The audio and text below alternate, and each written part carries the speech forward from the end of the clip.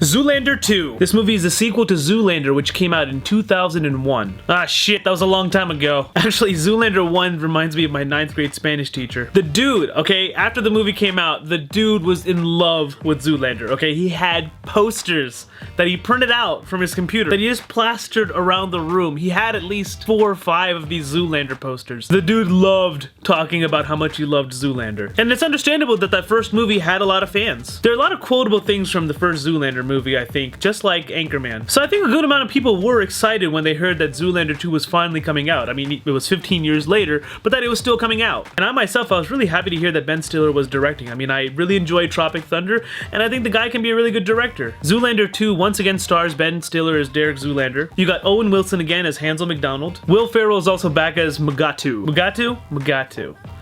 Will Ferrell is also back as Mugatu. You also have Penelope Cruz, Kristen Wiig, Kyle Mooney, and a whole lot of cameos. I mean, there's a shit ton of cameos in this movie. So the story takes place 15 years later. Zoolander's become a recluse after some bad events that have happened since the first movie. The world's most beautiful people are getting assassinated, and it's somehow involved with the fashion industry. Zoolander and Hansel, after not being in the fashion industry for a long time, get pulled back into it, and they also work on a case with Interpol. So I should probably talk about the good, huh? The good. There are jokes in this movie that'll make you laugh. At least 3 or 4 times I laughed out loud.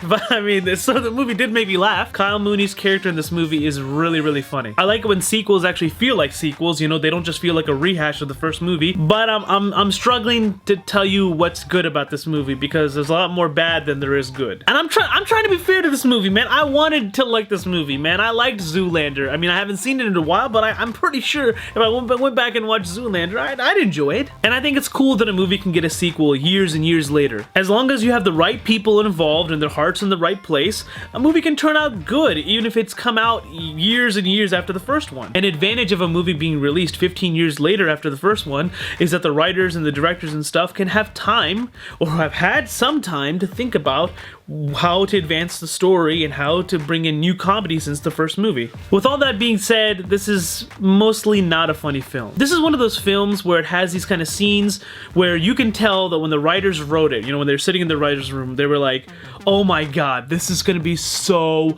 hilarious. But just because something sort of seems funny on paper doesn't mean that it's gonna translate to the screen, and it doesn't mean we're gonna find it that funny. And man, I laugh at the stupidest shit, okay? I have no problem laughing at dumb shit.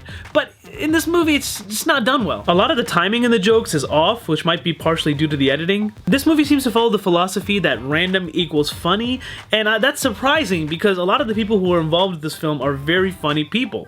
But you see, the problem is that while there are some running jokes in the film, there's a lot of jokes which are just thrown in there, they just kind of happen, and then they're gone. But the problem is that those jokes in themselves are not funny, except for the fact that they're supposed to be like really random and out of nowhere. And I mentioned earlier that there's like a lot of cameos in the film, but the problem is that when these cameos come on, there's like nothing that you really take from them, okay? They introduce a person, they just say some random thing, and then they're gone, right? Or they might say their name and they'll be like, I'm this person, bitch. I mean, it's just like they have all these cameos and they're just there to be like surprise appearances, like, oh, look who we have, oh, look who we have, oh, look who we have right here. There's a whole plot aspect to this film with Derek and his son, and you know, there's like a lot of plot in this film, but the problem is that the plot's just not that interesting. I'm the type of person who gets really invested in film, right? I focus on it, right? I'm really into it.